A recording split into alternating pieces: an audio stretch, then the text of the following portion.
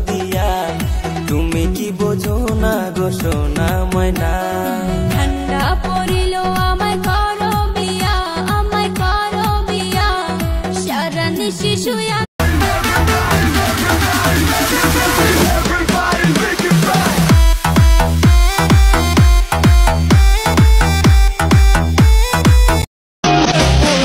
আর পাবা না আমারে কারণ আর কিছুদিন পরে আমি চলে যাইতেছি বিদেশে।